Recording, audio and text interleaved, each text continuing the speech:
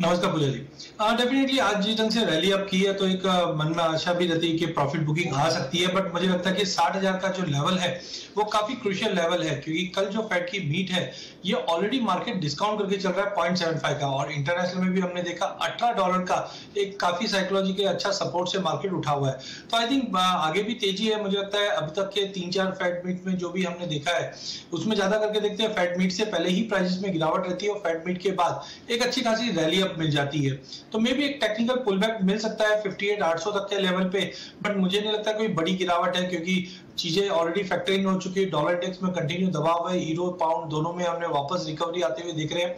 Industrial demand भी अच्छी रहने की उम्मीद है। चाइना भी अभी ओपन अप हो चुका है, ऑलमोस्ट आज अपडेट आ जाएगा, जिसके चलते मुझे लगता है कि चांदी का इमीडिएट टारगेट तो 60,000 का है, बट पोस्ट फेड की मीट के बाद हमें लगता है एक अच्छा स्पाइक दे सकता है जो 62,500 तक का भी लेवल दिखा दे। तो ओवरऑल चांदी में लेके चलना चाहिए। आपका क्या व्यू बन रहा है? क्रूड में काफी ज्यादा उतार चढ़ाव हमने देखा, लेकिन अब देखिए तेजी आ गई। सुबह तो 7,200 के लेवल को भी तोड़ने की बात की जा रही थी, लेकिन जैसे जैसे अपडेट आते हैं, कोई भी जरा सा अपडेट आता है तो यहाँ पर उतार चढ़ाव शुरू हो जाता है कच्चे तेल में। अब ऊपर के लेवल्स की भी बात की जा रही है। आपका क्या व्यू बन रहा है? अगर कोई ट्रेडर है उसके लिए स्टॉप लॉस भी ऑलरेडी किसी की पोजीशन है, वो अभी क्या करे इन स्तरों पर? बिल्कुल भैया जी, मुझे लगता है कि कच्चे तेल में जो ट्रेंड बीच में हमने देखा था कि कंसर्निंग था, उसके बाद ओपेक आज 1 तारीख है, ओपेक ने ऑलरेडी अनाउंस कर चुके हैं कि हम प्रोडक्शन कट करेंगे। जो प्रोडक्शन कट है वो कहीं ना कहीं प्राइसेस पे एक पॉजिटिव इंपैक्ट डालता हुआ दिखाई देगा। इससे पहले हम देख रहे थे कि मार्केट में थोड़ा डर ये भी था कि कहीं ना कहीं यूएस अपनी इन्वेंट्री को ऑफलोड कर सकता है, बट अब जैसे कि हम जानते हैं कि यूएस की जो इन्वेंट्रीज है या स्पेशल रिजर्व स्टॉक्स है वो काफी डाउन आ चुका है, जिसकी वजह से ऐसा कुछ सीन नहीं लग रहा। ऊपर से चाइना ओपन अप हो रहा है, तो आई थिंक मार्केट का ट्रेंड बिल्कुल तेजी में है। इस पे फ्यूचर के ऊपर तो मुझे लगता है कि मार्केट का ट्रेंड पॉजिटिव रहेगा, जो हायर साइड में 7400 का लेवल दिखा दे, और वॉलिटिलिटी होने की वजह से ऑप्शन के जरिए भी एंटर करके चल सकते हैं। करंटली प्राइजेस 72-77 के करीब चल रहा है, यहाँ पे 7300 का कॉल 288 रुपीज में ले सकते हैं, बट ज्यादा करके हम देखते हैं कि प्रीमियम थोड़े ज्यादा हाई रहते हैं, तो साथ में आप 7,500 का एक कॉल भेज दीजिए, मतलब बुल स्प्रेड करके चलिए। खाली आपका जो कॉस्ट लगेगा वो हार्डली 80 रुपीज 90 रुपीज के आसपास के कॉस्ट में आप आराम से क्रूड में बाय कर सकते हैं। तो आपको 7300 का कॉल बाय करके 7500 का कॉल बेचना है, बुल स्प्रेड करके चलना है। ट्रेंड पॉजिटिव है, वी आर एक्सपेक्टिंग कि 74-74.50 का लेवल अगले 2 सेशन में कच्चे तेल में भी आता हुआ दिखाई देगा।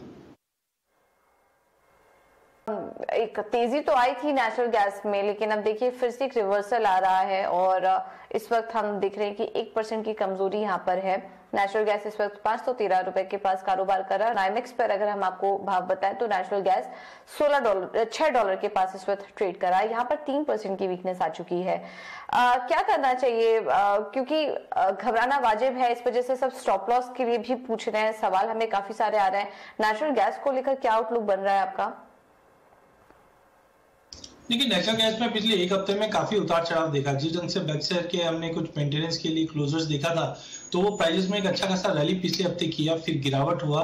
बट अभी सबसे इंपॉर्टेंट 2 इंपॉर्टेंट इशू है। पहला है कि वेदर में वापस हमने विंटर्स बढ़ते हुए देख रहे हैं, और सेकेंडली लॉजिस्टिक इशू। जिस ढंग से रशिया ने कल हमने देखा ब्लैक सी रूट बंद किया, तो उसका इम्पैक्ट हम पूरे ही एनर्जी काउंटर्स पे भी आते हुए देखेंगे, जो प्राइसेस को सपोर्ट करेंगे। नो डाउट कल की तेजी के बाद 12% की बड़ी तेजी के बाद आज एक प्राइसेस पुलबैक जरूर दिखा रहा है, जो हम लोग एक्सपेक्ट करके चल रहे हैं कि लोअर साइड के अंदर लगभग 498-500 के करीब आ सकता है, which will be a good to buy. Stop loss 485 का रखना पड़ेगा, बिकॉज वॉलिटिलिटी हमने कल के सेशन में 12% की देखी, उसको इग्नोर नहीं किया जा सकता है। तो 485 के ऊपर जब तक प्राइसेस मेंटेन है, 520 का पहला लेवल है, और 520 के ऊपर हमें लगता है कि प्राइसेस में अच्छा खासा ब्रेकआउट रहेगा, जो 556 तक का लेवल दिखा सकते हैं। वहीं ऑप्शन के जरिए भी इसमें पार्टिसिपेट कर सकते हैं। जैसे कि मैंने बताया कि मार्केट मुझे थोड़ा सा पुल बैक लग रहा है, तो 500 का जो कॉल आ रहा है वो इस वक्त 51 रुपए का आ रहा है, तो आई थिंक नीचे में आपको 47-48 के आसपास मिलता है, तो लेके चलिए। 40 के स्टॉप लॉस से 65 से 70 तक का लेवल हम एक्सपायरी तक देख रहे हैं। लेकिन अजय, आप इनको सलाह दीजिए।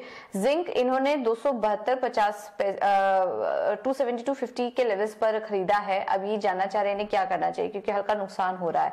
हालांकि तेजी तो है, बट इनके लेवल्स कब तक देखने को मिलेंगे?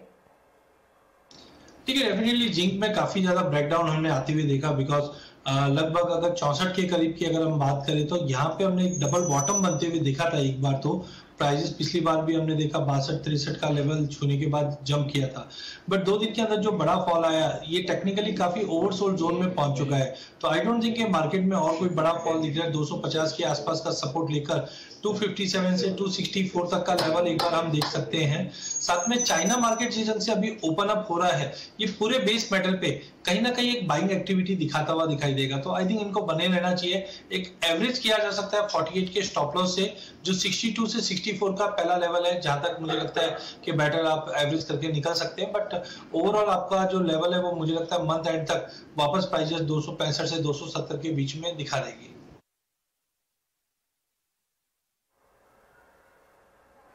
ठीक है, तो ये राय मेटल पर आपको दे दी गई है और आज हम देख रहे हैं कि अच्छी तेजी भी यहाँ पर दिखाई दे रही है मेटल स्पेस में।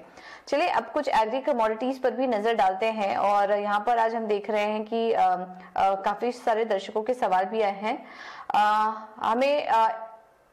हमें एक सवाल आया है मेरठ से राकेश सिंघल जी का, कॉटन को लेकर ये आउटलुक जानना चाह रहे हैं। कॉटन में इस वक्त हम देखें तो यहाँ पर भी अच्छी काफी शानदार तेजी देखने को मिल रही है। करीब 4% की तेजी इस वक्त कॉटन में है।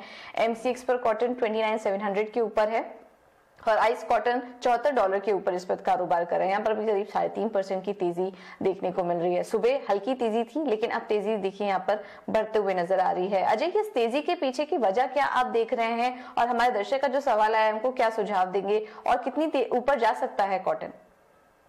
देखिए, कॉटन में इस बार एरिया तो काफी बड़ा था, बट रिसेंटली जो हमने बरसातें देखी थी जिसके चलते हमने काफी डैमेजेस देखी। और अक्टूबर मंथ के अगर अराइवल्स की बात करें लास्ट 2 इयर्स के कंपैरिजन में तो काफी कम रहा है, जिसकी वजह से ये तेजी आना स्टार्ट हुई है।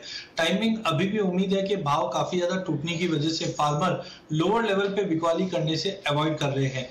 तो टाइमिंग मुझे लगता है कि एक तो चाइना मार्केट भी ओपन हो गया जिसका सपोर्ट आइस कॉटन को मिलता हुआ दिखाई दे रहा है और प्राइजेस इस वक्त 76-77 सेंट के करीब ट्रेड कर रहे हैं। तो ये सारी फैक्टर मुझे लगता है टेम्पररी एक बार कॉटन को सपोर्ट देता हुआ दिखाई देगा, जो हायर साइड पे 32-500 तक का भी लेवल M6 पे दिखा देगा। बट ध्यान रखिए इंपॉर्टेंट रहेगा अराइवल, बिकॉज आज अराइवल प्रोडक्शन इस बार ठीक है, पिछले साल के मुकाबले 340-45 के आसपास का एस्टिमेट इस बार मार्केट लगा के बैठा है, जो पिछली बार 307 का था। बट आई थिंक जो यार्न मार्केट है वो अभी भी टाइट है, फेस्टिव सीजन है, वेडिंग सीजन है, जिसके चलते कॉटन यार्न मार्केट अभी भी काफी टाइट पोजीशंस में ही है।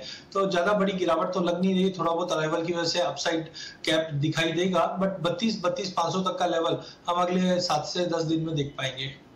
अजय, स्पाइसेस में क्या कोई ट्रेड देख रहे हैं आप इन स्तरों पर? काफी हम देख रहे हैं कि एक रेंज में कारोबार करते हुए दिखाई दे रहे हैं। मसालों में अगर ट्रेड देखें तो इन स्तरों पर क्या कोई ट्रेड सुझाएंगे आप? बिल्कुल, मुझे लगता है कि जीरा और धनिया पे ज्यादा नजर रखनी चाहिए। सबसे पहले अगर हम जीरे की बात करें तो प्राइजेस ने ऑलरेडी लगभग हमने 23,600 का लेवल देख चुके हैं। सोइंग में डिले है और चाइना ओपन हो गया, ये 2 फैक्टर है जो अगले 1 हफ्ते तक जीरे को अच्छा सपोर्ट देता हुआ दिखाई देगा। करंट लेवल से भी लिया जा सकता है। इमीडिएट टारगेट तो 24,600 तक का लेवल दिखा रहा है, बट ओवरऑल मुझे लगता है कि ये 24,800 से 25 का लेवल भी अगले हफ्ता 10 दिन में दिखा देगा। वहीं धनिया की भी अगर हम बात करें तो आज दिन के सेशन से थोड़ा पुलबैक जरूर दिखा रहा है, बट मल्टीपल ऑफ टाइम हमने देखा 10,800 के सपोर्ट से मार्केट कंटिन्यूअस सपोर्ट करता हुआ दिखाई देगा। गुजरात में एरिया इस बार बढ़ने की उम्मीद है धनिया में, लेकिन इस बार MP के अंदर एक तो डिले है, साथ में कैरी ओवर स्टॉक काफी कम है। और रिसेंटली कल के सेशन में हमने देखा रशिया ने जो ब्लैक सी लॉजिस्टिक को बंद किया है, इसका असर धनिया पे आता हुआ दिखाई देगा पॉजिटिवली, बिकॉज इंटरनेशनल मार्केट में बल्गेरिया रोमानिया के धनिया की डिमांड थोड़ी बहुत चल रही थी, बट ये लॉजिस्टिक इशू होने की वजह से इंडियन धनिया की डिमांड बढ़ते हुए दिखाई देगी। तो जीरा धनिया मुझे लगता है दोनों ही पॉजिटिव रहेंगे, जहां पे धनिया मुझे लगता है कि 11,200 का इंपॉर्टेंट हर्डल है, ये तोड़ने पे 11,600-650 तक का लेवल दिखा देगा। बट डाउन साइड काफी रेस्ट्रिक्टेड है और लग नहीं रहा है कोई ऐसे फैक्टर नहीं है। जबकि हल्दी की अगर बात करें तो हल्दी बड़ी गिरावट के बाद मार्केट अपने आप को 7,150-7,180 के करीब कंसोलिडेट करता हुआ दिखाई देगा। वो लेवल काफी अच्छा रहेगा बाइंग करने के लिए। तो हल्दी में मुझे लगता है 7,150 से 180 का वेट करना चाहिए, जबकि जीरे धनिया पे करंट लेवल से लेकर काम करना चाहिए। ओके, तो जीरा और धनिया यहाँ पर आप खरीदारी करके चल सकते हैं अच्छी तेजी के लिए। और हल्दी 7150 के आसपास आता है, तो वहां पर आप एंट्री ले सकते हैं, बहुत अच्छा लेवल होगा, वहां पर भी आपको अच्छी तेजी देखने को मिल सकती है। एक बार एक व्यू अजय आपसे ग्वार पे भी लेना चाहेंगे, यहाँ पर भी तेजी है आज। ग्वारगम वायदा देखिए 9000 के ऊपर करीब 2% की तेजी यहाँ पर है। ग्वार सीड वायदा भी 1% से ज्यादा की तेजी है। यहाँ पर भी क्विकली अपनी राय शेयर करिए, क्या करें? हमने पहले भी कहा था कि इस बार सोइंग काफी अच्छी हुई है। अराइवल प्रेशर के चलते पूरे अक्टूबर मंथ में अच्छी खासी गिरावट हमने गवार में आती हुई देखी, जहां 5150 से लगभग आज 4550 तक का लेवल भी हमने छूते हुए देखा है। बट कहीं ना कहीं चाइना मार्केट ओपन है, एनर्जी क्राइसिस जो चल रहा है वो डिमांड को इंप्रूव करेगा, और साथ में हमें लगता है कि टेक्निकली भी ओवर सोल्ड है, जिसके चलते आज ये रिकवरी आते हुए दिखाई दी है। मुझे लगता है ये रिकवरी कंटिन्यू रहेगी गवार के अंदर, बट ध्यान रखिए इमीडिएट हर्डल जो रहेगा अब 4620 का लेवल तोड़ने पे 4700 के टारगेट के लिए लिया जा सकता है। जबकि गवार गम की अगर बात करें तो मुझे लगता है 9250 से 9300 तक का इमीडिएट लेवल है। बट बड़ी तेजी 15 नवंबर के बाद मुझे लगता है कि एक अच्छा मोमेंटम स्टार्ट होगा, जो 5100 से लेकर 9600 का लेवल गवार गम में और 5100 तक का लेवल गवार गम में गवार सीड में, माफ कीजिए, दिसंबर तक दिखा सकता है। ओवरऑल ये करंट लेवल से गवार सीड गवार गम एक्यूमुलेट करके चलना चाहिए। ऑलराइट, तो ये राय आपको ग्वार में भी दे दी गई है।